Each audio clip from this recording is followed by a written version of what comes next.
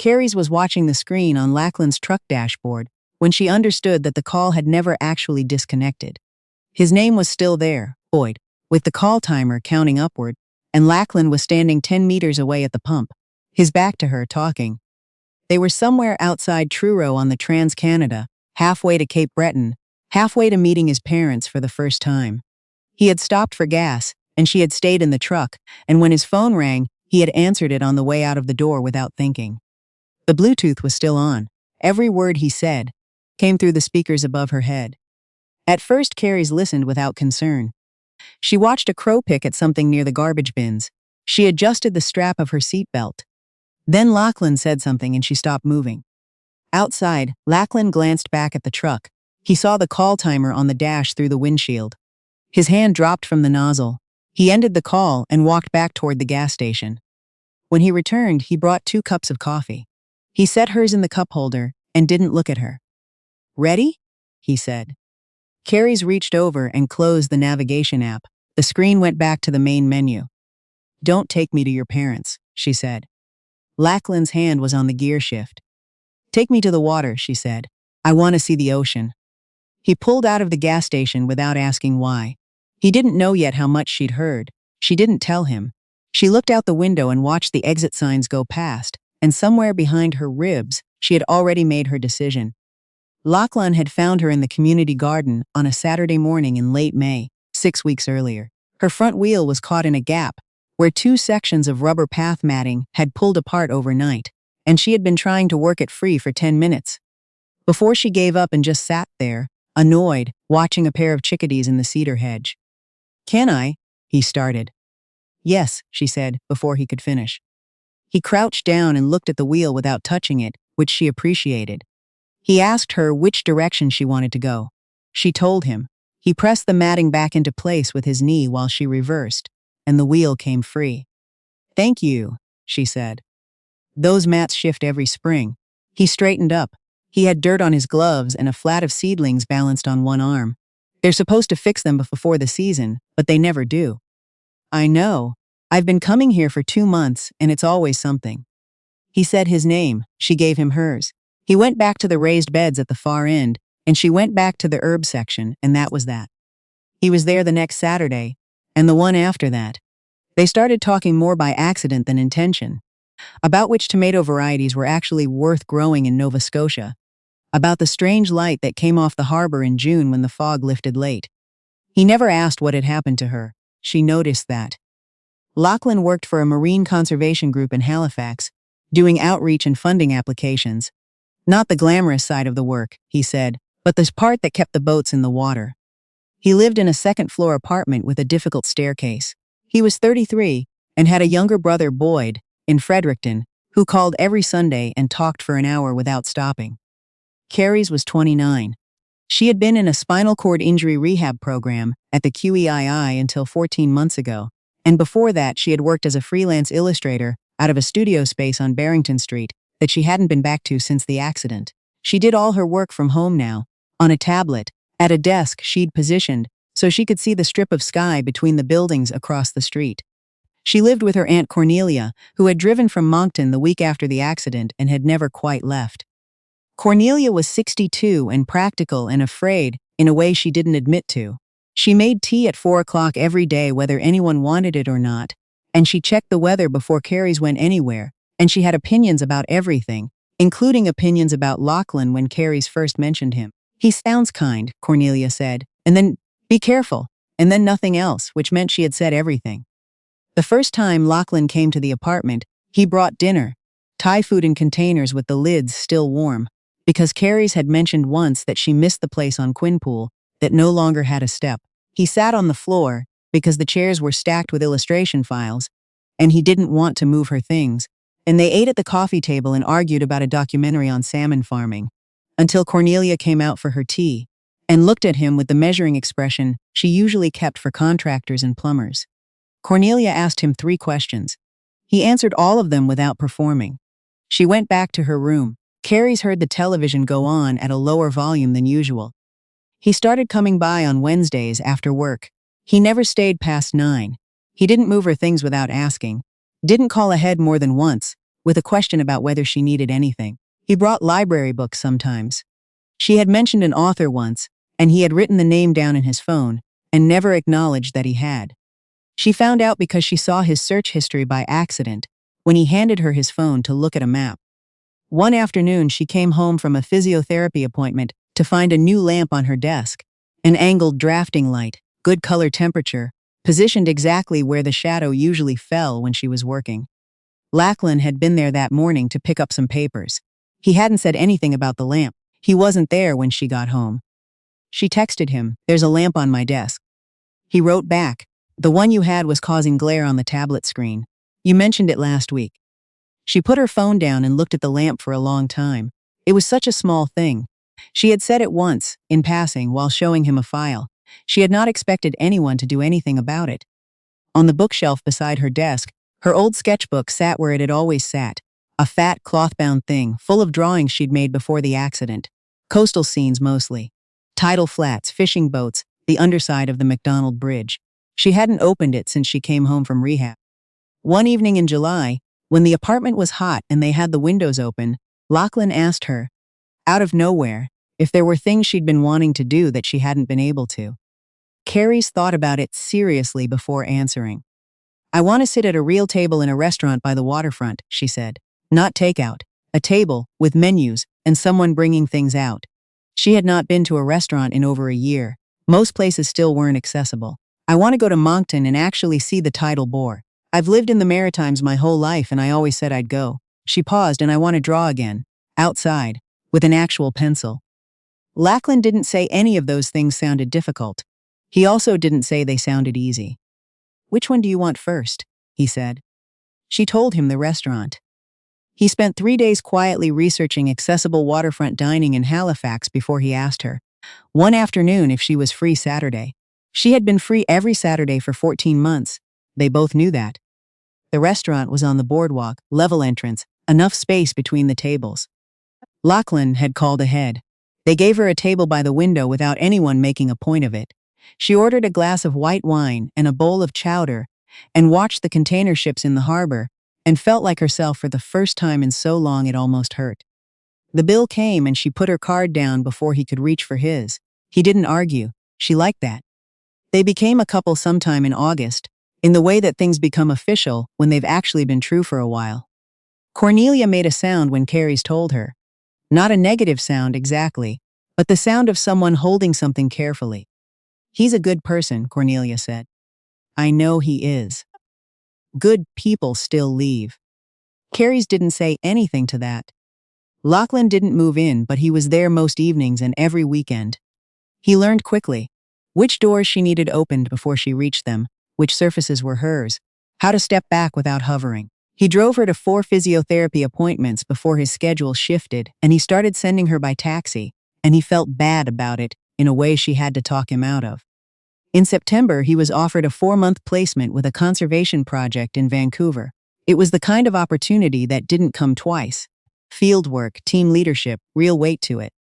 A colleague mentioned it to Carys at a fundraiser, congratulating her on being so understanding. Carys smiled and said thank you. In the car on the way home, she asked Lachlan about Vancouver. He was quiet for too long before he answered. "I turned it down," he said. "When?" 3 weeks ago. She looked at him.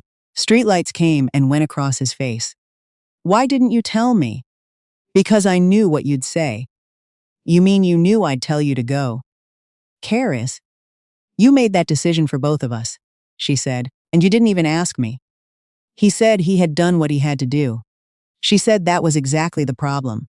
They didn't speak about it again that night.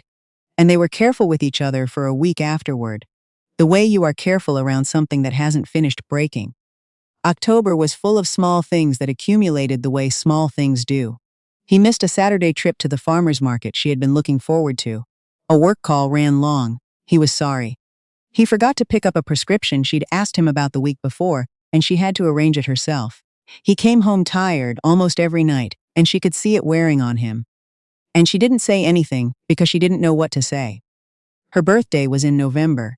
She made her own dinner and bought a small cake from the bakery on the corner and set it on the table with 2 plates. He texted at 4 to say he might be a bit late, At 7, she texted him. At 9, she put one plate away and wrapped the cake. He came in after 10 with snow on his coat and the specific expression of someone who has only just remembered what day it was. She told him it was fine. She didn't cry. That was the part that frightened her. Not that she was angry, but that she was so quiet. She had learned, in 14 months of hospitals and rehab, and coming home to a smaller life than the one she'd left, how to absorb disappointment without making noise. She was not sure anymore that was a skill worth having. In December, she fell in the bathroom. She transferred wrong. Her arm placement was off, and the grab bar wasn't where she expected. And she went down sideways, landing half against the wall and half on the tile floor. She couldn't get herself up. Her phone was on the kitchen table. She called out twice, but Cornelia was at the pharmacy. She lay on the floor and looked at the ceiling and waited. Cornelia found her 40 minutes later and helped her back into her chair. Her shoulder ached for a week, and she had a bruise along her hip that turned yellow at the edges. Lachlan came over that evening. He walked through the apartment when he arrived and started moving things without asking. Her phone to a different surface, the small table near the door, the position of the grab bar itself. He did it quickly, his hands moving over the walls as though fixing something that had always been wrong. From now on, he said, don't transfer when you're alone. Carys looked at him. You leave at 7 and come back at 6, she said. What are you suggesting? I just mean. You mean I should wait 11 hours before I use the bathroom? That's not what I said. You moved everything in here without asking me. Because I was scared. His voice was louder than he'd intended. I was in a meeting when Cornelia called and I thought. He stopped. I had to sit there for 40 minutes, knowing you were on the floor and I couldn't leave. Carey sat still and looked at the wall. I know, she said. I'm not blaming you. Then, what are you doing? He didn't have an answer. He put his hands on the edge of the counter and looked at his reflection for a moment. I can't keep running home every time something happens, he said, his voice gone low and tired. I'm afraid of what will happen, and I'm afraid of what I become when I say that. She didn't answer. She already knew what that fear made him. It made him human. She just hadn't expected it to be aimed at her. They adjusted the bathroom together the next morning, methodically and mostly in silence, testing distances and angles until she could transfer without the gap that had caused the fall. It was practical. It solved the problem. It did not solve the thing that had said itself out loud the night before. The trip to Moncton happened on a Saturday in January because Lachlan planned it without telling her until the night before. They drove 2.5 hours in the dark, Tim Hortons cups steaming in the holders, the radio low conversation in the easy shorthand they had built over 8 months. Cornelia didn't say anything when Carys told her. She just made sure the car blanket was packed. The tidal bore viewing area on the Petite Kodiak was partially paved, but the best vantage point was up a low embankment with no path. Lachlan looked at it and then at Carys. I can carry you up, he said. Do you know how many times someone has said that to me? I know, he waited. She looked at the embankment. Maybe 3 meters of uneven ground, dead January grass frozen in patches. She thought about all the things she had said no to in the last year, because the calculus didn't add up. Too much to ask, too complicated, too likely to end badly. Okay, she said. He carried her up carefully, both arms, and she kept her hands around his neck and didn't say anything about the cold. At the top, he sat her on his folded jacket on a flat rock and stood beside her, breathing hard from the climb. Below them, the Petite Kodiak was low and muddy. The air smelled like cold river and wood smoke from somewhere across the water. When the bore came, it wasn't dramatic, just a low brown line at first, and then the water moving, wrong direction, impossible and completely real. Carys watched it until the river was running the other way, and the sound of it filled the valley. She had lived in the Maritimes her whole life. She had never seen this before. Lachlan had mud on his boots and his hands were red from the cold. He didn't complain. He sat beside her until she said she was ready, and then he carried her back down the same way he'd brought her up. In the car on the way back, neither of them said much. She looked out at the February dark and thought about all the things she had been meaning to do and all the years she had believed there was still time. Her sketchbook was at home on the shelf. She had not drawn anything in it in 16 months. In February, Lachlan had the sketchbook rebound. He had taken it from the shelf on a visit, claiming he wanted to look at the drawings, and she had let him because it didn't occur to her to say no. 3 weeks later, he returned it wrapped in paper. The cloth cover was new, a close match to the original. The spine had been professionally repaired. Every page was intact. She held it without opening it. "The cover is different," she said. "The original was falling apart. It took me 4 shops to find a match." 4 shops. "You're not going to say thank you?" "I was getting there." She ran her thumb along the spine it held. "Thank you." She set it on the coffee table instead of putting it back on the shelf. It stayed there. But the Vancouver conversation had not been forgotten, only set aside, and in March it surfaced again when Lachlan came home quieter than usual and wouldn't say what had happened. 2 days later, she heard him on the phone in the kitchen, and something in his tone made her stop moving in the hallway. He was talking to Boyd. She could tell by the rhythm, his shoulders looser, the longer pauses where Boyd would talk and he would listen. She heard her own name. She heard the word tired. She heard him say, "Some days I feel like I'm disappearing into this, and I don't know how to say that to her." She stayed still until he was done. When he came back into the sitting room, he saw her face and started to speak.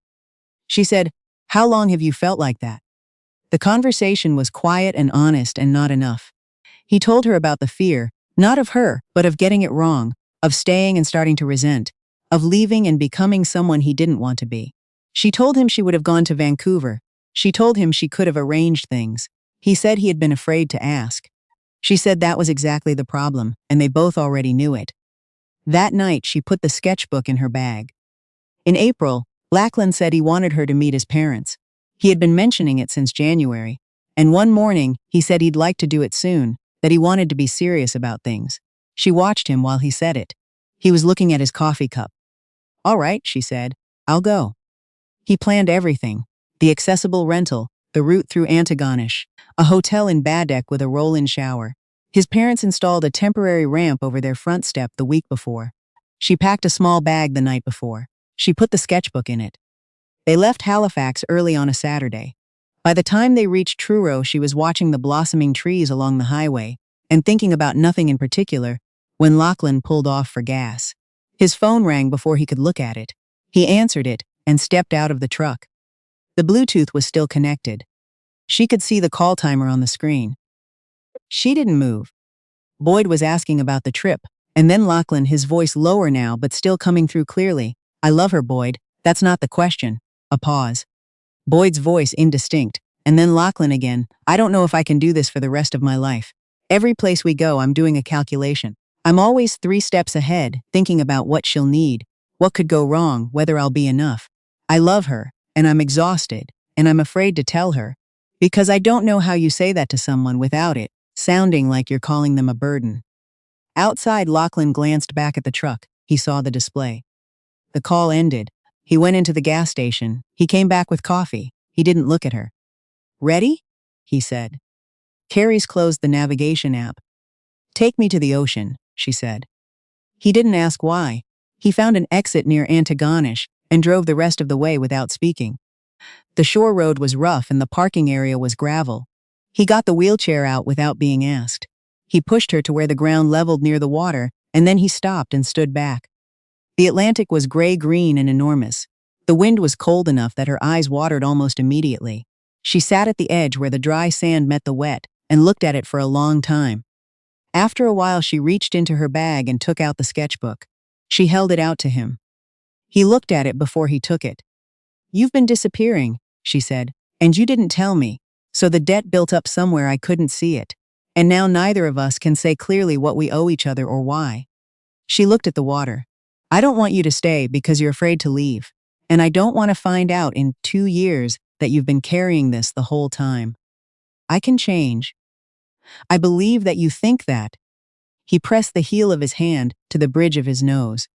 "You told Boyd you didn't know how to say it without sounding like you think I'm a burden," she said. "You should have said it anyway. I would rather know." He had nothing to answer with. She hadn't expected him to. They stayed until the wind picked up and her fingers went numb.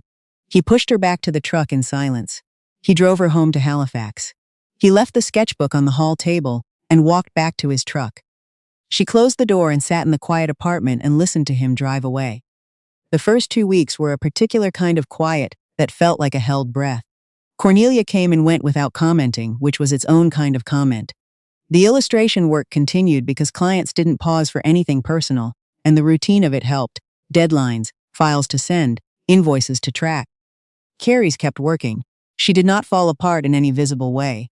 She had learned in the past 16 months that falling apart was expensive, and she didn't have the surplus for it. She contacted a program about a power wheelchair. She had been saving toward one for almost a year. The application came back the first time for a missing income document. She got the document, resubmitted, waited. The program covered part of the cost. What it didn't cover was more than she'd expected. She sat with the payment form for several days before she signed it. The chair arrived on a Thursday afternoon in June. Used, refurbished, still good. When the technician finished calibrating the controls, Carys placed her hand on the joystick. The chair moved. It pulled slightly to the left, then corrected. She pulled her hand back. "It's sensitive," she said. "Touch it lighter," Cornelia said from the doorway. She practiced in the back lane for 4 days, turns, reversals, stopping distances, until she stopped misjudging the corners. On the 5th day, she positioned herself at the top of the ramp inside her front door. Cornelia stood back and didn't say anything. Carys moved the joystick forward. The chair went down the ramp and onto the pavement. The morning was warm. The street was ordinary. Recycling bins on the curb, a neighbor's cat on a step, the smell of someone's coffee through an open window 2 floors up. She turned left toward the waterfront. Nobody held the handles behind her. In August, she took a wheelchair-accessible taxi to Peggy's Cove on her own. She confirmed the route in advance, checked the path conditions, arranged her return pickup for 4 o'clock. When the driver lowered the ramp at the entrance, she thanked him and told him she would meet him back there at 4. She guided the chair along the road near the water until she found a place where the granite leveled out and she could get close to the edge without the ground dropping away. She opened a new sketchbook on her lap, blank, bought from the art supply shop on Granville Street, not the rebound one Lachlan had left on the hall table. Her hand was stiff. It had been 18 months since she had drawn anything by hand. The first few lines were wrong, the angle uncertain, the pressure too heavy in some places and nothing in others. She erased and tried again. By the 3rd attempt, the line was beginning to feel like hers. She drew the rocks. She drew the lighthouse, small and white, against the sky. She drew the Atlantic the way she remembered it from April, when she had first looked at it as though it were something she might actually belong to. She filled 3 pages before her arm tired. She sat there a while longer, not drawing, just watching the water move. A restaurant by the harbor. The tidal bore coming in at Moncton. A pencil line on a page that felt like her own hand again. She had wanted 3 things, and she had reached all 3 of them, and the last one she had reached alone. On a flat shelf of Nova Scotia granite, in a chair she had paid for with her own savings, with a taxi booked and a return time confirmed and nobody waiting at home, wondering if she was all right. The world had been here the whole time. She had needed someone to help her find the door. She no longer needed anyone else to decide when she could walk through it.